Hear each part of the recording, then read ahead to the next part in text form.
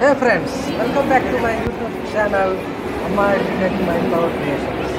కొత్త వీడియోతో వచ్చానండి. ఎంబీ మాల్కి వచ్చామండి.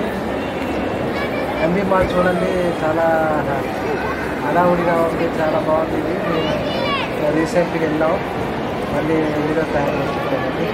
చాలా బాగుందండి. మహేష్ బాబు గారికి చాలా చాలా విశాలంగా చాలా బాగుంది. అసలు మోడర్న్గా ఉంది. గచ్చిబౌలిలో మేము చూసాం, చాలా బాగుంది. మేము ఫ్యామిలీతో వెళ్ళామండి, చాలా బాగుంది.